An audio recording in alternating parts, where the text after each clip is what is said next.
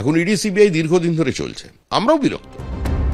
দমকল মন্ত্রী সুজিত বসুর বিভিন্ন ঠিকানায় যেদিন অভিযান চালালো ইডি, সেদিনই কেন্দ্রীয় এজেন্সিগুলির তদন্তের গতি প্রকৃতি নিয়ে বিরক্তি প্রকাশ করলেন রাজ্য বিজেপির সভাপতি শ্রমিক ভট্টাচার্য। বছরের পর বছর কেটে যায়, কিন্তু তদন্ত কেন শেষ হয় না? দোষীদের কেন শাস্তি হয় না?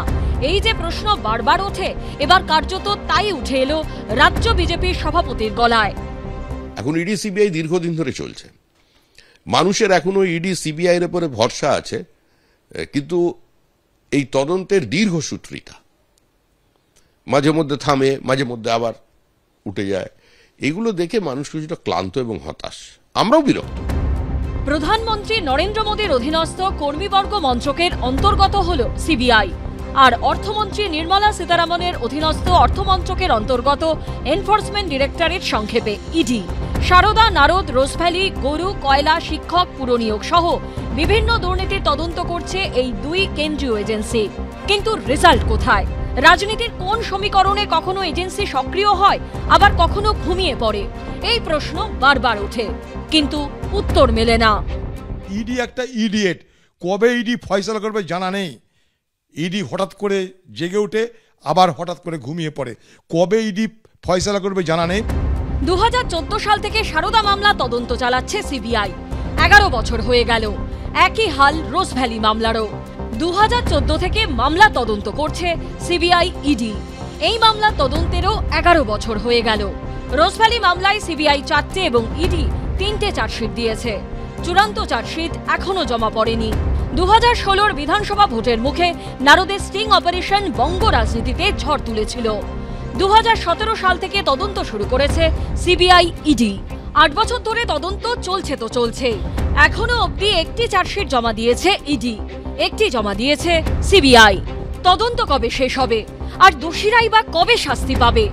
নিষ্ফলা। খুব বেশি হলে ইডি সিবিআই, আমরা আগে বলেছি, যেটা শুভেন্দুর ক্ষেত্রে দেখা গেছে, ইনভিটেশন লেটার দেবে যে বিজেপি কাউকে জয়েন করবেন। ভোট আসলে তুমি দেখবে বিজেপি থেকে তৃণমূলে, তৃণমূল থেকে বিজেপি। সিআইডি রাজ্য পুলিশের কাজ হচ্ছে দুর্নীতিগ্রস্তদের কীভাবে তৃণমূলে নিয়ে যাওয়া যায়, আর ইডি সিবিআইয়ের কাজ হচ্ছে দুর্নীতিগ্রস্ত তৃণমূলকে কীভাবে বিজেপিতে নিয়ে যাওয়া যায়। ব্যবহার করা হয় একটা কাজে, তারপর সেটা যখন সেখানে কোনো সারবত্তা পাওয়া যায় না, তখন সেটাকে শুধু ভোটের সময় নেগেটিভ ক্যাম্পেনিংয়ের জন্য তুলে রাখা হয়। তো সেটা শ্রমিক ভট্টাচার্য বুঝতে পারছেন, তিনি জানেন যে ভোটের আগে এরকম কিছু গতিবিধি হবে, কিছুই পাওয়া যাবে না, শুধুমাত্র হ্যারাসমেন্টের জন্য উল্টে মানুষ আরো বেশি বিরক্ত হবেন বিজেপির উপর। বছরের পর বছর ধরে তদন্ত চলে, জেল জামিন হতেই থাকে, ভোট আসে, রাজনীতি হয়, ভোট চলে যায়, আবার সব থেমে যায়, কিন্তু শাস্তি তা কি অধরাই থেকে যাবে? অরিত্রিক ভট্টাচার্য, সৌমিত্র রায় ও আশাবুল হোসেনের রিপোর্ট, এবিপি আনন্দ। ভর দুপুরে আকাশ কালো করে তুমুল বৃষ্টি, দিনেই নেমে এলো আঁধার। শুক্রবার দুপুরের বৃষ্টিতে ফের জলমগ্ন হয়ে পড়ে কলকাতার একাধিক রাস্তা, বিঘ্নিত হয় যান চলাচল, জমা জলে চরম সমস্যায় পড়ে সাধারণ মানুষ। এরই মধ্যে আলিপুর আবহাওয়া দপ্তরের পূর্বাভাস, আগামী 4-5 দিনের মধ্যেই বাংলা থেকে বর্ষা বিদায় নেওয়ার পালা শুরু হবে। তবে শনিবার পর্যন্ত বিক্ষিপ্ত বৃষ্টির সম্ভাবনা রয়েছে দক্ষিণবঙ্গে।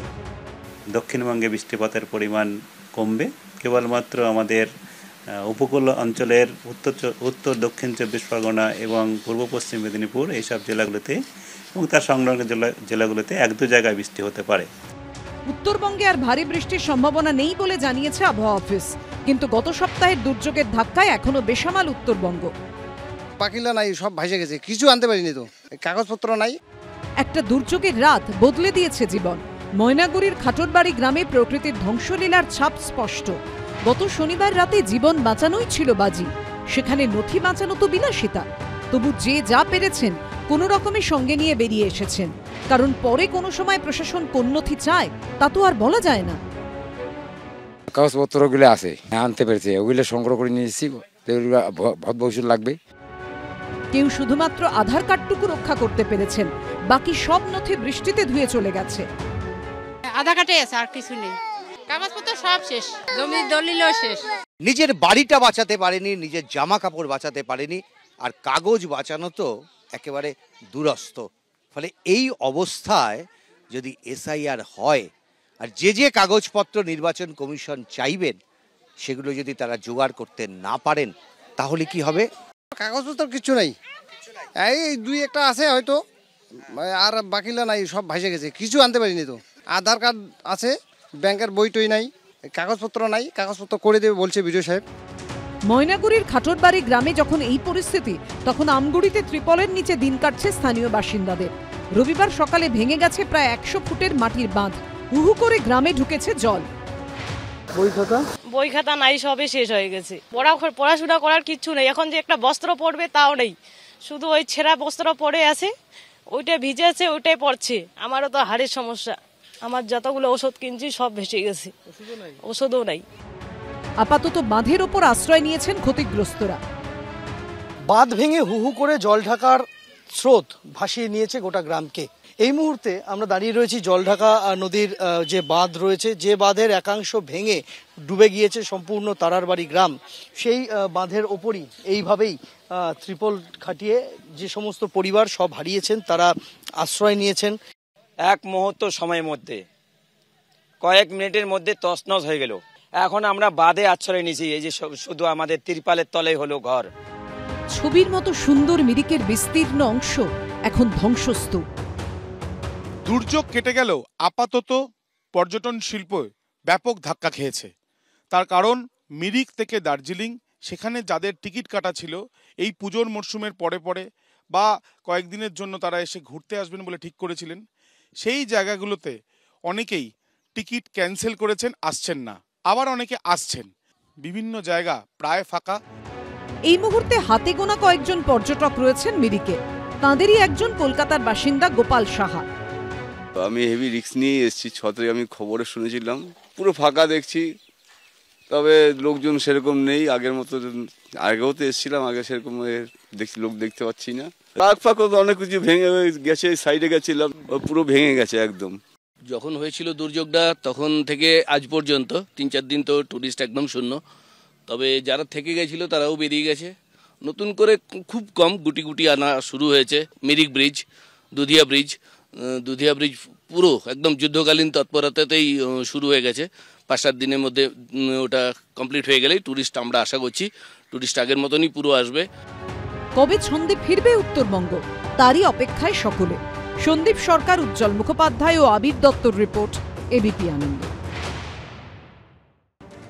পাকিস্তানের গলা ফাটানো ইশা, নোবেল শান্তি পুরস্কার অধরা আমেরিকার প্রেসিডেন্ট ডোনাল্ড ট্রাম্পের।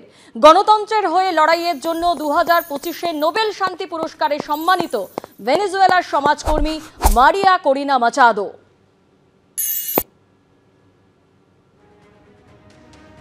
পাকিস্তানের গলা ফাটানো ইশা, নোবেল শান্তি পুরস্কার অধরা আমেরিকার প্রেসিডেন্ট ডোনাল্ড ট্রাম্পের। গণতন্ত্রের হয়ে লড়াইয়ের জন্য 2025-এ নোবেল শান্তি পুরস্কারে সম্মানিত ভেনেজুয়েলার সমাজকর্মী মারিয়া করিনা মাচাদো।